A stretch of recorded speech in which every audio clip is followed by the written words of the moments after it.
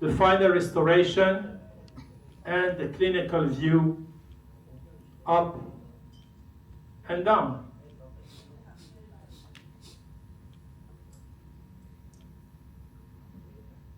It's a real philosophy. It's a philosophy of treatment. It's not a technical situation I want to give you. You have to think that it is a multifactorial problem in order to succeed to have a long-lasting result. But this is another case where you can see easily that I place my iphysio abutment on the bone, and then we suture the best we can. You can here see that I'm suturing in order to save my keratinized tissue, and in the middle, in between the abutment, I will just put the PRF, the platelet-rich fibrin, inside in order to motivate a healing of in between the iphysios. This is the lab work. This is how it healed. The situation at the end after the placement. And you can see here, you can see here the difference between the polished part and the glazed part. Okay, very, very important. We need to treat this bridge or crown coming from the lab, because most of the time it comes from the lab and you put it on the mouth. No, I mean you need to brush it with a brush, with alcohol or whatever. Really brush, alcohol, brush with a contour angle or a handpiece.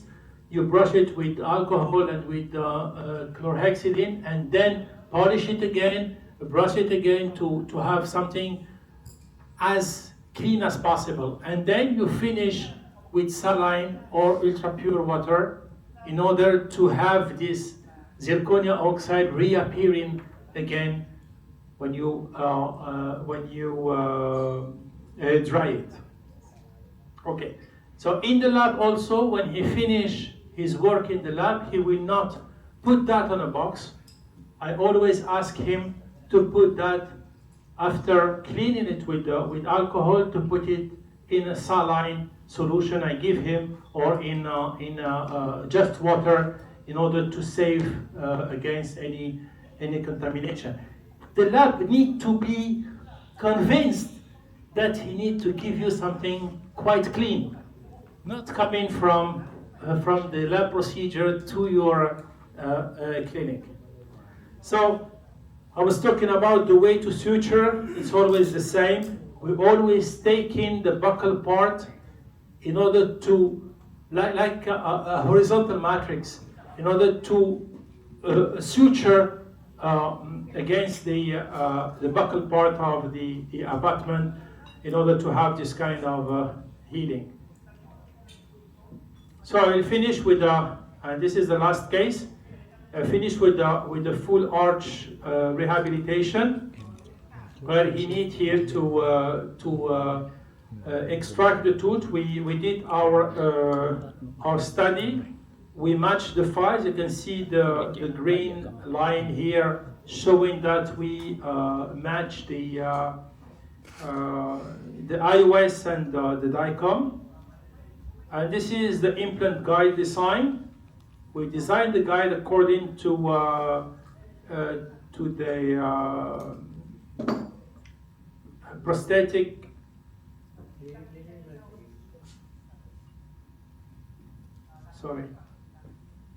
prosthetic plan, a view of the implant positioning, and the provisional before to do anything. So this is the situation. The surgery comes up like this. We will remove, and you see that I will use the extraction sockets in the left side, and in the right side I will use a small, really small incisions, and I will work in between this incision in order to save my soft tissue. Especially in this case, the biotype was really, really thin. So immediately after the implant placement, I will place the iphysio abutment according to the shape I want to give to my soft tissue.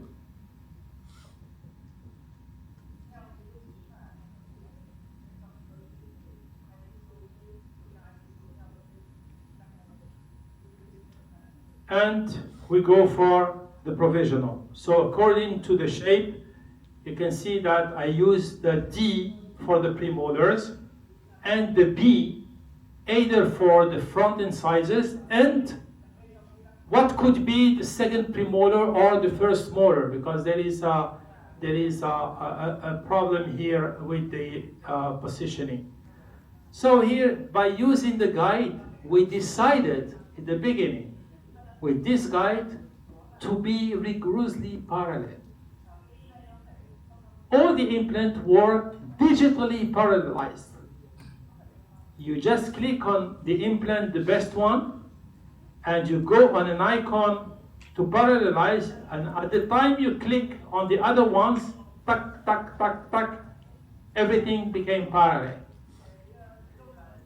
It is in my knowledge, the only case with the full arch rehabilitation, this is the provisional made, the only case where we screw the final restoration on the implant directly, not on a tie unit, on a multi-unit abutment. So we did the same for the lower jaw. And here for the lower jaw, in order to be parallel, we have one implant here who will be out of the crown envelope. But all the implants are parallel. If they are not parallel, you will never succeed to click those provisional abutments. It needs to be parallel, okay? But anyhow, this is the healing. This is the situation radiographically. This is the iOS. And now start the work, the job of the lab technician. And this is the final result. You can see here how beautiful are the healing of the soft tissue. And we decided to screw directly. Never do that. I mean, it's very, very, very difficult if you're not sure that your guide is really precise and accurate. Okay? So this is what we ended with. And you can see before to screw how it goes smoothly. We take this photo before to screw the final restoration. And this is the final restoration up and down, restoring to this patient a quite nice smile. Okay, so 2 events. The one I told you about is the Venice event for Digital Dentistry Society Global Congress. It will be 16 to 18 of October 2025, and you will have the Lira Etiquette International Congress 8th of October in Paris 2026. And we're really waiting for a lot of Vietnamese people, either in this one or the Lira ETK one. I think that you will really have all the information related to digital dentistry, and for the second one, related to all the innovations we will have in 2026 regarding all what I showed you today. Thank you very much for your attention. It will be for me a wonderful day to share this knowledge with all of you, and I'm ready to answer any kind of question you have. Thank you. Thank you for raising such a vital question.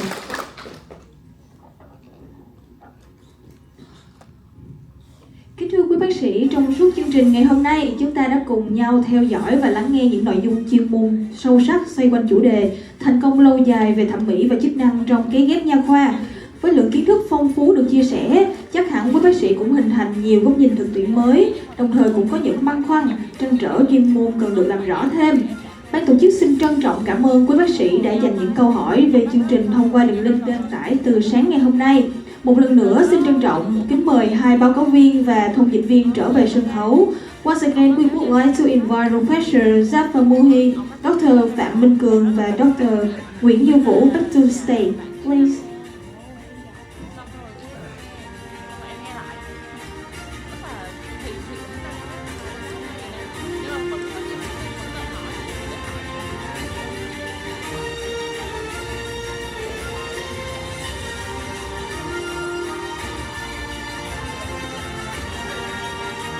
Trong thời gian tiếp theo sau đây, chúng tôi xin phép đọc lần lượt các câu hỏi được lựa chọn và chuyển đến báo cáo viên để cùng nhau giải đáp trực tiếp.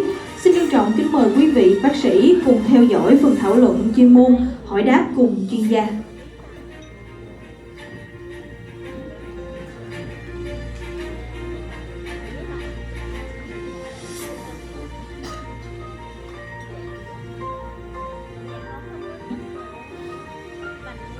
So the first question is các bác sĩ có thể nhìn thấy câu hỏi trên màn hình không ạ?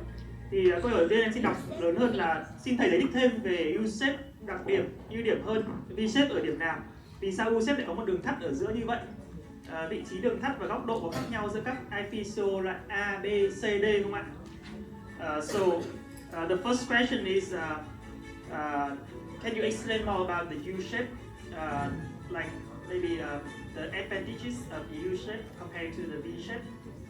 Why in the final restoration we have like a double S shape? So you have a very different shape. Is the separated part different between the A, B, C, D, the epiphyseal? Yeah. Okay, this is two different things. They shape the convex and concave shape versus U shape. This is something who will have two major advantages. The first one is to have the pressure on the tissue immediately on the top of the crest in a zone where there is no fibers and no conflict with the vascularization. This is the first thing. The second thing is that one of the major problems related to the angulation between the implant and the outer part of the crown, this angulation is high, more the recession in time is problematic. So with this U shape we have with the epiphyseal, we will divide this angle in two parts. It means that the outer part of the crown coming with the V shape directly to the implant will be coming to the shape of the epiphyseal and then to the implant. So the pressure on the keratinized tissue is less, and the angulation would need to be less than 32 degrees, according to a lot of authors, is something very important. Did I answer the questions? Okay. Em sẽ dịch lại cái phần trả lời của thầy. Thì chúng ta sẽ có hai cái ưu điểm đúng không ạ, của V-shape so với U-shape. Tức là ưu điểm thứ nhất đó là với cái V-shape ấy, thì chúng ta sẽ bị có một cái phần thể tích nâng đỡ mô mềm rất là lớn, và cái này theo thời gian thì như thầy đã nói trình bày ở trong cái bài của mình, theo thời gian nó khiến cho nó có thể có cái sự mất nâng đỡ của cái mô mềm và gây ra tụt mô mềm theo thời gian.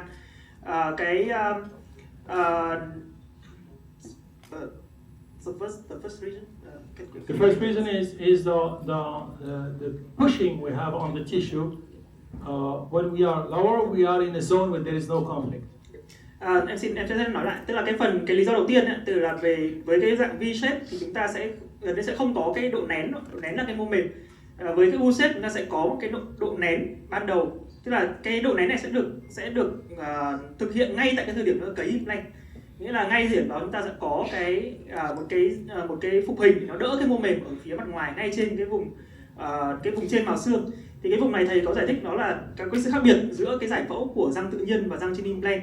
Đó là trên implant thì chúng ta sẽ không có các cái cấp máu ở sát cái vùng mào xương đó, và thứ hai là nó sẽ không có nhiều các cái sợi giống như là ở trên răng tự nhiên. Đấy là lý do chúng ta có thể có cái hình thể lồi ở cái hình thể trên implant. Cái lý do thứ hai đó là với cái U shape ấy, thì chúng ta sẽ giảm được cái góc thoát, đúng không? Cái góc thoát là cái sự chênh lệch giữa cái đường kính của cái implant, tức là từ cổ implant đi lên so với cả cái đường viền của mô mềm ở quanh cái phục hình của implant. Thì nếu mà chúng ta nối liền nó ngay lập tức với cả cái hình thể V-shape ấy, thì chúng ta sẽ có cái phần nâng đỡ của mô mềm rất là lớn, và theo thời gian thì nó sẽ có cái hiện tượng nó tụt mô mềm theo thời gian. Nhưng mà với cái dạng U-shape thì chúng ta sẽ chuyển cái góc thoát đó, đúng không ạ? Từ cái vị trí mà cổ implant thoát lên tới cái đường viền mô mềm, thì đầu tiên chúng ta sẽ có một cái phần cong lồi nó đã được đặt ngay từ thời điểm nó đặt implant rồi. Nó nhớ là cái giao diện lúc này nó vẫn là sạch, nó rất là sạch. Và đến cái thời điểm chúng ta làm cái phục hình thì chúng ta sẽ bắt đầu từ cái vùng vị trí của cái bệ của epiphyseal đó, từ cái cổ, từ cái phần thẳng lên của epiphyseal đó, nó sẽ nối ra ngoài với cả cái đường viền của mô mềm. Lúc này thì cái vùng đó nó sẽ có cái vai trò nó giống như là ở trên cái dạng cong lồi cong lõm luôn. Thì cái vùng đó nó sẽ đỡ cái đường viền mô mềm. Thì đó là lý do tại sao mà cái thiết kế của cái phục hình U-shape thì nó sẽ có hai cái đường cong như vậy. Cái đường cong ở sát cái cổ răng ấy, nó sẽ giống như là cái đường cong lồi ở trên cái thiết kế cong lồi cong lõm để nó đỡ cái đường viền mô mềm tương lai.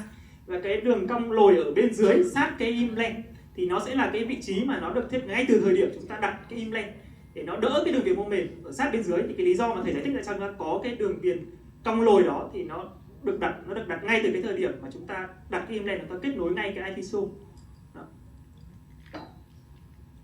Không biết là bác sĩ nào đặt câu hỏi này thì đã thỏa mãn với câu trả lời của thầy chưa?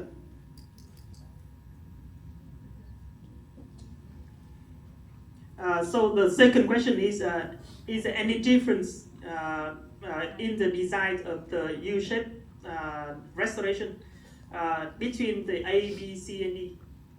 Oh yeah, no, there's no difference except that the base of the crown, the beginning of the crown, will not be done by the lab technician. Yeah. It's imported from the library, and that's it. And then he continue. He put that, and then he continue. So depending on which epiphyseal was used, A, B, C, or D, he will just import and then continue with the shape of the crown. Có một cái phần nữa mà em quên không dịch ở cái phần câu trả lời của thầy ấy. Thì với cái thiết kế dạng U-shape, đúng không ạ? Thì chúng ta sẽ có đạt được hai cái yêu cầu. Thứ nhất là chúng ta nén được một chút, nó nâng đỡ được cái đường viền mô mềm ở cái vùng sâu. Và thứ hai chúng ta cũng là cái thiết kế đó nó cũng giúp giảm nén, đúng không? Thay vì là chúng ta đi một cái đường cong lồi ngay lập tức và nó nối lên trên cái đường cong lồi để đỡ cái đường viền mô mềm, thì đó cái phục hình nó sẽ nén quá mức. Với U-shape chúng ta sẽ giảm được cái hiện tượng nén đó. Chúng ta có hai cái bước nhịp khác nhau để nâng đỡ mô mềm. Rồi cái câu hỏi mà để trả lời câu hỏi là nó có khác biệt nhau giữa các cái loại thiết kế epiphyseal A, B, C và D hay không, thì câu trả lời là không. Lý do tại sao? Tại vì hai cái đường cong lồi này nó sẽ khác nhau. Cái quy trình nó là cái đường cong lồi đầu tiên ấy, là cái vị trí mà ở sát cái mào xương, cái implant, thì nó sẽ được thiết kế, nó sẽ phụ thuộc vào cái hình thái epiphyseal chúng ta lựa chọn ở thời điểm nó đặt cái epiphyseal đó, nó được quyết định bởi cái hình thái epiphyseal chúng ta lựa chọn. Còn cái đường cong lồi thứ hai là cái đường cong lồi này, lúc này là cái đường cong lồi được quyết định bởi kỹ thuật viên. Nó sẽ quyết định bởi cái phục hình sau cùng. Cái vùng đó là cái đường viền mà nó nâng đỡ cái phục hình, và nó sẽ đi từ cái bệ của cái epiphyseal, nó gần như nó chỉ ngang nó chỉ đỡ cái đường viền yếu thôi, đi từ cái epiphyseal ra ngoài. Đó, tức là hai cái đường cong lồi này nó tạo ra bởi hai thành phần khác nhau. Một là bác sĩ là cái đường lồi sát cái cổ implant, và cái đường cong lồi thứ hai là nó sẽ là do người thiết kế quyết định. Nó chỉ thiết kế cái phần phía trên thôi, nó không can thiệp đến cái đường cong lồi bên dưới nữa. Đó. Lý do ta có hai cái đường cong lồi mà nó tách biệt nhau như vậy, bởi vì nó là ở hai cái quá trình khác nhau. Xin mời câu hỏi tiếp theo.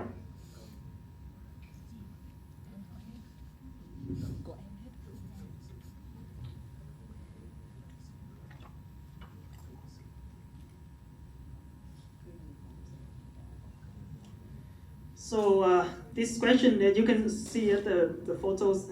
I got it. So in case we cannot like close the flap. In this case, we cannot close the flap. So the question is, when we expose the graph like this. So if you say, actually it's not a graph, it's a PIF. So okay, the question is about will it affect the thickness of the soft tissues when the soft tissues here, and so when we cannot close close the papilla, close. Okay. So will it affect the height of the papilla in the future? I understand. Yeah. I understand the question. It's a very good question. That's why I'm using the biologic component. The PRF, the platelet-rich fibrin, is a fibrin coming from the patient. I mean, something where the soft tissue will heal on the top of it, and it is impossible to be contaminated. If you put a membrane, for example, and you do not close on a membrane, whatever is the membrane, collagen, PTFE, whatever is the membrane, at the time it's contaminated, it's a problem when you do not close. I'm using always the platelet-rich fibrin because it comes from the patient, and it cannot be contaminated because it reacts exactly as a tissue. So this is something who will really seal the soft tissue, but you have to put many, as much as you can of membranes, because the first layer will disappear, the second layer will disappear, but it will end by being totally closed. It's not a problem if you use the platelet-rich fibrin. It's not a problem if it's not totally closed. Thì để trả lời câu hỏi này thì ở cái trường hợp này thì thầy thực tế đây không phải là cái mảnh ghép, đây là cái mảnh PF. Thì thầy sử dụng cái PF này thì với cái mục đích thứ nhất là nó không có gây ra cái tình trạng nếu mà nó bị lộ trên miệng ấy, thì nó không gây ra cái tình trạng nhiễm trùng, bởi vì nó cái PF này nó thứ nhất là có tác dụng là nó ngăn cách cái khoang miệng của bệnh nhân với cả cái phần vật liệu ghép ở bên dưới. Thứ hai là nó sẽ hỗ trợ cái tốc độ lành thương mô mềm, và với cái phương pháp này thì thầy sẽ khuyến cáo là chúng ta sẽ đặt khá là nhiều cái mảnh ghép PIF lên, nhiều lớp PIF ở cái khoảng trống này, bởi ta biết là cái PIF nó tiêu cũng khá là nhanh. Tuy nhiên thì nó cũng người ta cũng đã nghiên cứu, người ta thấy là cái PIF nó cũng hỗ trợ cái lành thương rất là tốt. Thì bằng cái cách này chúng ta sẽ đảm bảo được cái đóng kín của mô mềm ở xung quanh cái epithelium. Câu hỏi tiếp theo.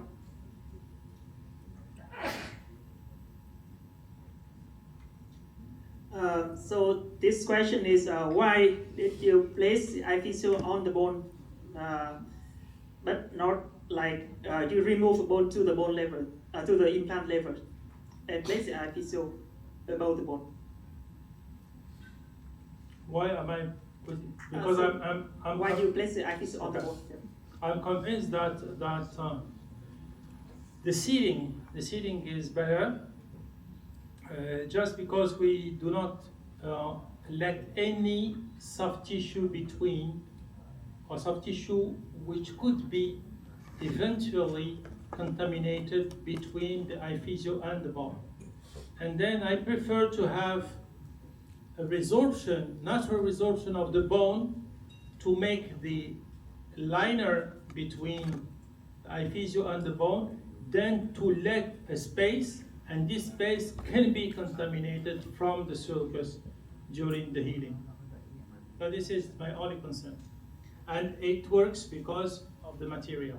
If it's not this material, you don't do it. Thì thầy có trả lời câu hỏi này, đấy là cái quan điểm của thầy ấy, đó là thứ nhất là thầy mong muốn, tại sao thầy chặn để cái epithelium nó chạm vào xương, bởi vì là thứ nhất là thầy mong muốn là thầy sẽ tạo, bởi vì theo cái quan điểm của thầy là khi cái epithelium nó chạm vào xương thì chúng ta có thể đạt được một cái sự đóng kín của cái epithelium.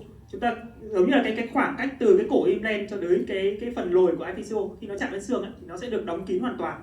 nó tránh cái nguy cơ là nó ở giữa đó có thể nó có cái mô mềm, và trong quá trình mà nó tạo cái mô mềm đó thì vi khuẩn nó có thể đi từ cái khoang miệng mình nó vào cái khoảng giữa cái epiphyseal và cái cổ của implant, nó tạo ra cái nhiễm khuẩn của cái bề mặt đó, nó gây ra cái tiêu xương. Cái thứ hai đó là cái lý do thứ hai đó là bởi vì cái bề mặt của cái epiphyseal nó được xử lý rất là đặc biệt, như thầy đã trình bày trong cái bài trình bày rồi, thì nó là một cái bề mặt zirconia treat, và trên đó thì nó có, trên cái bề mặt đó nó vẫn có các cái oxit zirconia, tức là cái zirconia là zirconium oxit đó. Thì nó vẫn có cái bề mặt đó, nó có cái sự tương hợp sinh học, và với cái bề mặt tương hợp sinh học thì chúng ta sẽ có một cái phản ứng vừa đủ của cơ thể để nó tạo ra một cái lớp mà xương nó tiêu đi vừa đủ, nó không có gây ra cái phản ứng dị vật quá mức, và nó là một cái lớp phòng vệ vừa đủ ở xung quanh cái epiphyseal. Và thầy khuyến cáo là chúng ta chỉ làm điều này với cái epiphyseal này thôi, và trong quy trình thấy rất là rõ ràng là cái epiphyseal phải coi nó như một cái implant rất là sạch, thì chúng ta mới làm cái quy trình này. Nếu chúng ta sẽ không nên áp dụng cái quy trình này với những cái trụ lành thương hay cái trụ của mình thông thường, bởi vì nếu như không làm sạch nó thì chúng ta sẽ có cái phản ứng tiêu xương nó mạnh hơn, nó diễn ra mạnh hơn, và nó có thể gây ra tiêu xương ở quanh cái implant.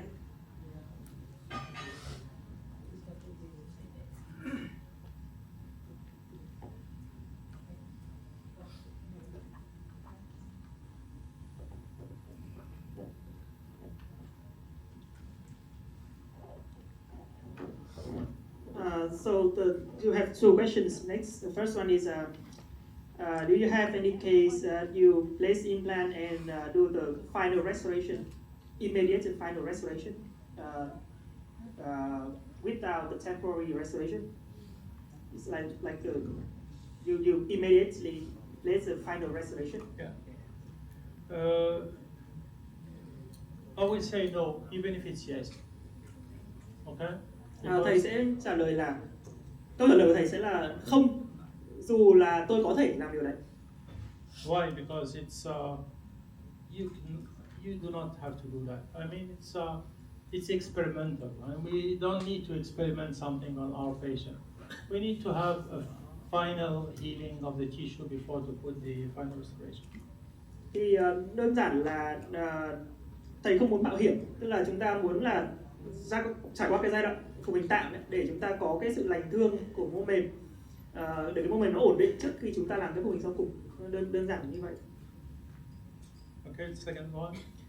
So the next question is, which is the best area to harvest the connective tissue graft? So which is easier and most effective area and safest area to harvest the connective tissue graft? Depending on the indication, ask you to correct me if I'm wrong, because I know how skillful you are in perio. I can take that in the tuberosity sometimes because we have enough, but the tissue is not good.